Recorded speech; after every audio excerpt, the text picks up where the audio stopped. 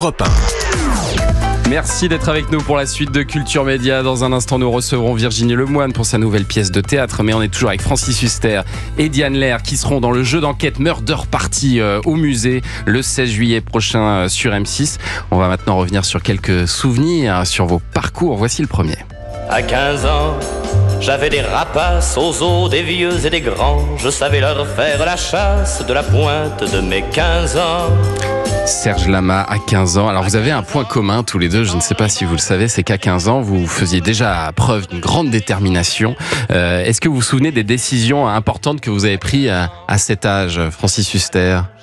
À 15 ans, qu'est-ce que vous faisiez?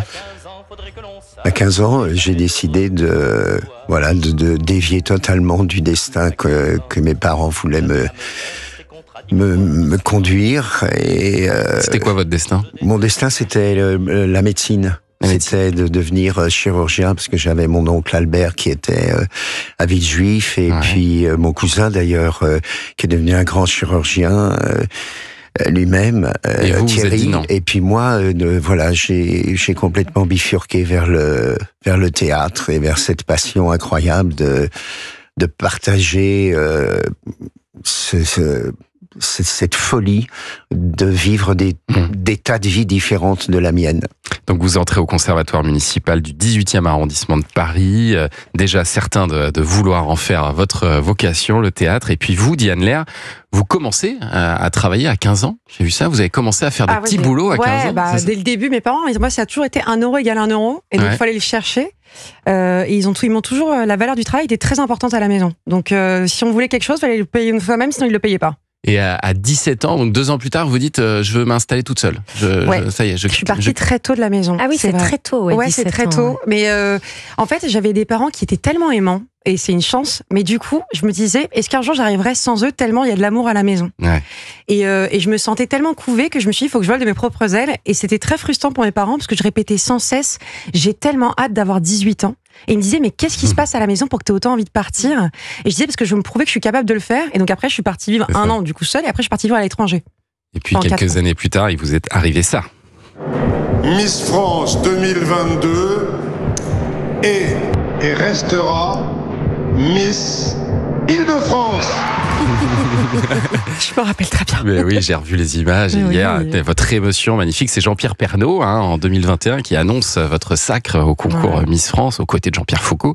Et pourtant, vous avez raconté qu'avant ce concours, vous ne saviez pas vous maquiller, vous ne saviez pas même marcher avec des talons. Vous n'étiez pas du tout faite pour être Miss France à la base. C'est vrai que j'avais pas ce qu'on pensait d'être d'une Miss France. On s'imagine très féminine, les talons, le maquillage. Moi, c'est vrai que dans la vie de tous les jours, je suis pas maquillée. J'étais un peu garçon manqué, même si je trouve que cette expression est toujours un peu mal utilisée, mais voilà, j'avais pas ce qu'on imagine en tout cas de la féminité pure. Les talons, c'était pas mon truc, ça l'est toujours pas d'ailleurs, vu que je glisse à chaque passage, comme l'a si bien dit tout à l'heure le moine. Voilà, merci Mocu. Mais voilà, c'est vrai que c'était pas en tout cas ce qui pouvait m'être destiné le mieux. On n'aurait pas pu se l'imaginer. D'ailleurs, quand j'avais annoncé à mes proches que j'allais le faire, c'est vrai que mes copines m'ont dit, on a l'impression que c'est une autre personne, une autre personnalité. Et puis finalement, comme quoi on peut tout être. Et alors vous vous êtes croisé avec Francis Huster sur ce concours parce que l'année suivante, lorsque vous avez remis votre couronne à Indira Ampio Miss France donc 2023, qui était le président du jury? Évidemment Francis. Francis, c'est mon Francis. Vous avez aimé ce rôle de président du jury de Miss France? J'ai beaucoup aimé parce que en plus il y avait la présence aussi de Alain Delon qui était célébré comme le grand représentant. Et comme on travaillait, on faisait cette pièce de théâtre sublime d'Éric Emmanuel Schmitt, Variation énigmatique, et j'ai trouvé que le public, justement, toutes les familles qui étaient là, tous ceux qui se passionnaient pour ce concours, j'ai enfin compris ce que représentait vraiment Miss France. C'est pas du tout comme on le pense, une affaire de sexe ou de tenue, pas du tout. C'est la Miss France, elle est élue pour ce qui ressort de l'intérieur de ce qu'elle est, de sa façon de vouloir aller vers l'avenir, de dégager une vraie tendresse, une vraie générosité. C'est pas du tout, au contraire, quelqu'un qui est élu parce que, allez, voilà, je me prends pour la plus belle. Et je crois que Miss France va beaucoup évoluer dans les années à venir. Après, on peut quand même dire que Diane Lair est très très belle. Je ne sais pas, je suis en train de la regarder. Non, c'est pas ouf. Mais vous avez raison, puisque cette année, Miss France, pour la première fois de l'histoire, a 34 ans. Donc, ce concours, il est en train de changer et il change complètement. Il est en train de changer. Mais ce qui se dégage, en tout cas, d'ailleurs, dans Murder Party, de ce qui se dégage, alors je dirais pas si c'est la tueuse, si c'est l'assassin, je révèlerai rien, mais ce qui se dégage, c'est elle va toujours vers les autres. Elle n'est pas du tout repliée sur elle-même. Elle est incroyablement ouverte aux autres. Elle veut savoir, elle veut connaître. Je vais pleurer. C'est vrai. C'est votre responsable presse désormais, Francis Huster. Non, mais je l'aime d'amour et c'est vrai que j'aimerais que tu sois président chaque année de Miss France. Voilà. Il faut savoir l'humilité qu'a Francis, c'est quand même une légende qu'on a à côté de nous. Et même à Miss France, il a été d'un accueil tellement chaleureux. Je me rappelle que quand j'ai fait mon discours d'adieu, Francis était le premier debout pour m'applaudir sur scène et j'avais été vraiment touchée. Vraiment touchée ça. Donc c'est une belle recrue pour M6. Mais alors comment tu peux devenir la tueuse dans un jeu?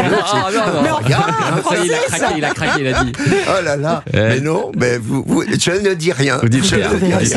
D'ailleurs, c'est ça qui est bien, c'est qu'ils sont tous choisis et qu'au fur et à mesure, moi-même, puisque moi je ne savais pas qui était l'assassin, moi-même je dis c'est elle. Non, mais c'est pas elle, pas du tout. Ah, mais c'est lui, je suis sûr. Et à un moment, j'ai même pensé qu'ils étaient deux à avoir tué ce pauvre. Mais on sent que vous vous prenez vraiment au jeu, Francis Huster, y compris au jeu de devenir un animateur. J'ai vu dans une interview, vous avez dit que vous mettiez un peu de côté finalement le théâtre d'une certaine manière. En tout cas, depuis Les Traîtres, vous avez refusé beaucoup de pièces de théâtre. J'ai refusé beaucoup de pièces parce que je voulais revenir avec, et c'est ce qui se passe le 9 juillet au Festival de Carcassonne avec Hamlet, qui est vraiment, c'est un hommage à Jean-Louis Barrault avec la violoncelliste Caroline Kipper, qui est magnifique, qui joue toutes les plus grandes musiques des films de Rota, qu'adorait Jean-Louis.